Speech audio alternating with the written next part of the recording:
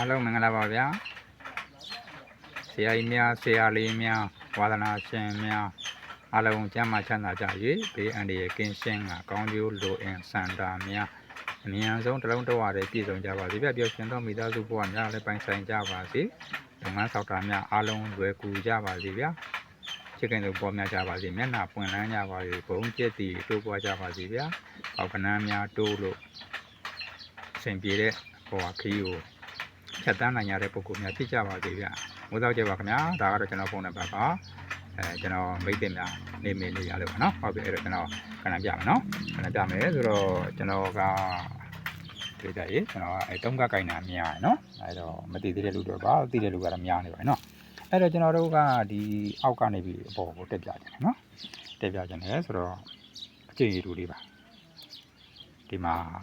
၄ခွန်နဲ့ဒါအကျင့်20နော်၄ခွန်နဲ့ဒီဘက်က၄ကို8၄ထိပ်တယ်နော်အဲဒီမှာ၄ထိပ်လာတော့4 3 8လို့လာတာအဲ့တော့ကြည့်ကြမယ်ဒီ၄ထိပ်ရဲ့ဘယ်ဘက်ကနေပြီးတော့9ခွန်တက်ရင်နောက်ပေါင်း3လို့ရှိတယ်ဒီမှာလည်းနောက်ပေါင်း3လို့ရှိတယ်ဒီ၄ထိပ်ရဲ့ဘယ်ဘက်ကနေ9ခွန်တက်ရင်နောက်ပေါင်း3ရှိတယ်အဲ့ဒီနောက်ပေါင်း3ရဲ့တပင်ကျော်ကနေဇောင်းကိုတပင်ထပ်ကျော်ရင်နောက်ပေါင်း5ရှိတယ်ဒီမှာလည်းနောက်ပေါင်း5ရှိတယ်နော်ဒီမှာဒီတပင်ကျော်ကနေပြီးတော့ဇောင်းတပင်ထပ်ကျော်လိုက်နောက်ပေါင်း5ရှိပြီ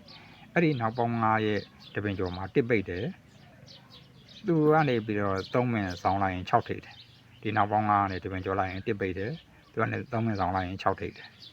ဒီနောက်ပေါင်း9ကနေတပင်ကျော်လိုက်ရင်တစ်ပိတ်တယ်သူကနေတခါ3မင်ဆောင်လိုက်ရင်နော်6ထိပ်ထားတယ်6ထိပ်ထားတော့အဲ့ဒီ6ထိပ်ရဲ့ဘယ်ဘက်တပင်ကျော်ကနေအထက်တပင်ကျော်မှာ3ခါရှိတယ်ဒီမှာလေဒီ6ထိပ်ရဲ့ဘယ်ဘက်တပင်ကျော်ကနေအထက်တပင်ကျော်မှာ3ခါရှိထားတယ်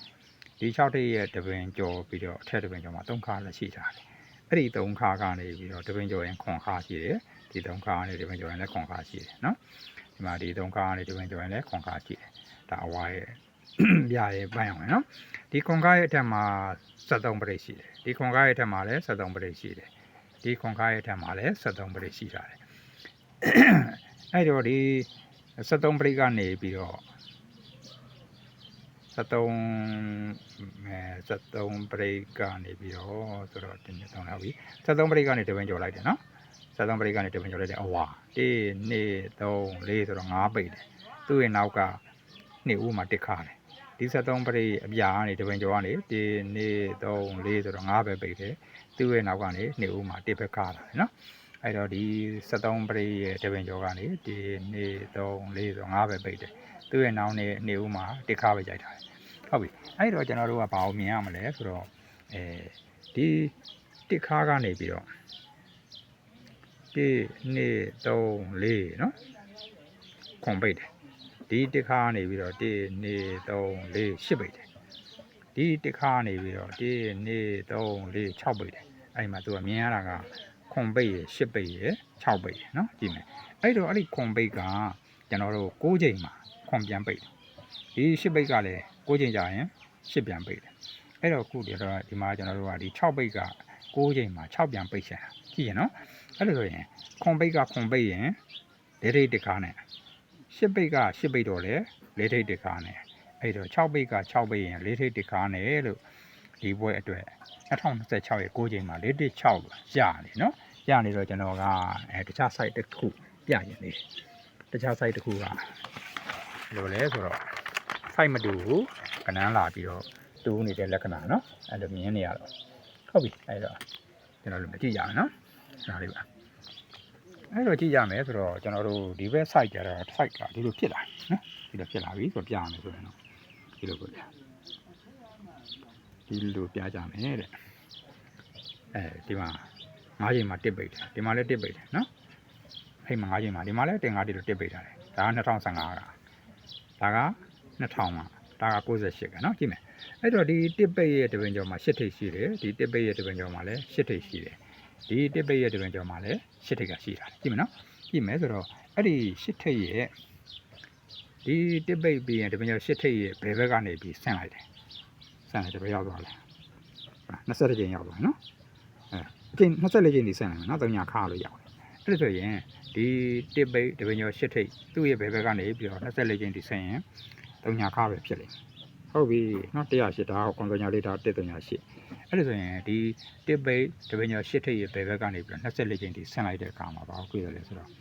ကွန်304လို့3ညာခပဲတွေ့နော်ကြည့်မနော်အဲ့တော့ဒီမှာတွေ့တာကရလာပြီနော်3ညာခ24ကျင်း3ညာခ2ပင်ကျော်ရင်ပရိနှစ်24ကျင်း3ညာခ2ပင်ကျော်ရင်ပရိနှစ်နော်ဒီမှာက24ကျင်း3ညာခ2ပင်ကျော်ရင်ပရိနှစ်ပဲလာပြီအဲ့ဒီပရိနှစ်ကနေပြီးတော့2ကွက်ကျော်လိုက်ရင်3ထိပ်သူ့ရဲ့နောက်နှစ်24ကျင်းကြရင်ခွန်ပိတ်ဒီပရိနှစ်ကနေ2ကွက်ကျော်လိုက်ရင်3ထိပ်သူ့ရဲ့နောက်နှစ်24ကျင်းမှာခွန်ပိတ်ဒီပရိနှစ်ကနေပြီးတော့2ကွက်ကျော်လိုက်ရင်3ထိပ်သူ့ရဲ့နောက်နှစ်24ကျင်းမှာခွန်ပိတ်ဖြစ်ပြီနော်ခွန်ပိတ်လို့ဖြစ်တော့အဲ့ဒီမှာကြည့်ကြမယ်ဒီခွန်ပိတ်တဲ့နှစ်အဲ့ဒီခွန်ပိတ်တဲ့နှစ်ကနေအပေါ်ကိုပြန်တက်တယ်ဘယ်ရောက်သွားလဲဆိုတော့ဒါ12ကျင်းကိုရောက်လာကြည့်ရမယ်နော်အဲ12ကျင်းမှာရတယ်သူကနောက်ပေါင်း9လို့ဖြစ်တယ်ဒီခွန်ပိတ်ကနေ12ကျင်းတိတက်လာလို့ရှိရင်လေ414နောက်ပေါင်း9ဒါ98ခွန်နောက်ပေါင်း9နော်ဒါ414နောက်ပေါင်း9ဟောဒီ386ခွန်ဆိုတဲ့ခွန်ပိတ်ကနေ12ကျင်းတိတက်ရင်6နှစ်3လို့နောက်ပေါင်း9အဲ့ဒီမှာကျွန်တော်ဒီမှာပြန်လာလေးမြောက်တယ်ဒါနဲ့ပြအောင်နော်98ခွန်နောက်ပေါင်း9 414နောက်ပေါင်း9 6နှစ်3လို့နောက်ပေါင်း9တွေ့ပြီနော်အဲ့တော့နည်းနည်းကတ်လိုက်အောင်မယ်ဒီနောက်ပေါင်း9ရဲ့နောက်နှစ်သူ့ရဲ့ညာဘက်ကနေတက်လို့ရှိရင်6ပင်တက်ရင်3ခါရှိတယ်ဒီနောက်ပေါင်း9ကနေပြီးညာဘက်ကနေ6ပင်တက်ရင်3ခါရှိတယ်ဟောဒီနောက်ပေါင်း9ရဲ့ညာဘက်ကနေ6ပင်တက်ရင်3ခါလည်းရှိပြီအဲ့ဒီ3ခါရဲ့ညာဘက်ကနေ4ပင်ပြန်တက်ရင်ရှေ့ပေါင်း2ရှိတယ်3ခါရဲ့ညာဘက်ကနေ4ပင်ပြန်တက်ရင်ရှေ့ပေါင်း2ရှိတယ်ဒီ3ခါရဲ့ညာဘက်ကနေ4ပင်ပြန်တက်ရင်ရှေ့ပေါင်း2ရှိတယ်နော်ရှိအဲ့တော့ကြည့်ကြမယ်ဒီရှေ့ပေါင်း2ရဲ့အထက်ဆောင်မှာ3ညာခါဒီမှာလည်း3ညာခါဒီမှာလည်း3ညာခါနော်ဒီမှာအဝါ9လာအဲ့တော့ပြချင်တာကဒီ3ညာခါသူ့ဘေးကနေ4ပင်ဆင်းရင်ပရိ5 3ခွဲကျော်ရင်9ခါ3ညာခါသူ့ဘေးကနေ4ပင်ဆင်းရင်ပရိ5 3ခွဲကျော်ရင်9ခါ3ညာခါသူ့ဘေးကနေ4ပင်ဆင်းရင်ပရိ5 3ခွဲကျော်ရင်9ခါလို့ဖြစ်ပြီအဲ့ဒီပရိ5ရဲ့အထက်ကနေပြီးတော့1 2 3 4 5ဆိုတော့နှစ်ပိတ်တယ်နော်ဒီပရိ5ရဲ့အထက်ကနေ1 2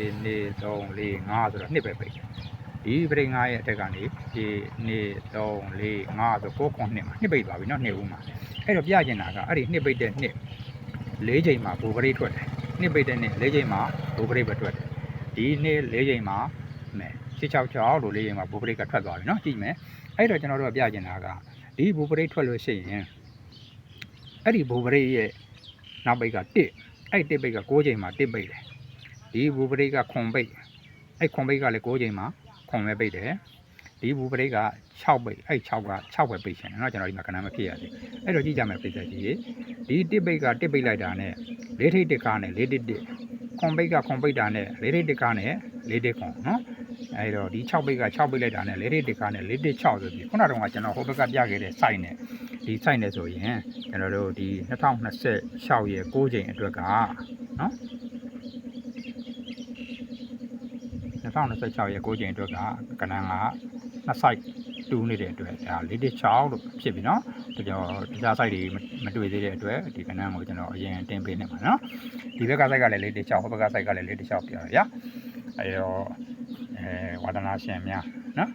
မိတ်ဆွေများဆရာကြီးများဆရာလေးများအလုံးကြမှာကြပါစေနေ့တကြတယ်ဆိုလို့ရှိရင်တိုက်ဆိုင်မှုရှိကြတယ်ဆိုရင်လည်း3ပေါ့ဗျာเนาะဟောကဏ္ဍဆိုတော့အင်မတန်ကျေပြောပါတယ်ကွက်တစ်ထောင်ကြောင်းပြီးမှတကွက်တစ်ထုတ်ပေးတာဖြစ်တဲ့အတွက်ပေါက်ကနန်းဖြစ်ဖို့ခဲရင်ပါတယ်ပေါက်တဲ့အခါထိထိမိမိလေးပေါက်ဖို့အတွက်ကျွန်တော်တို့ကကြိုးစားပြီးရှာကြမယ်ရေရေဝုံဝုံဆုံးဖြတ်ကြမယ်เนาะပြပြသားသားလေးတွေတွေးထားကြမယ်ဟုတ်ကဲ့ဗျာအားလုံးဘဝအမောတွေပြကြပါစေဗျာ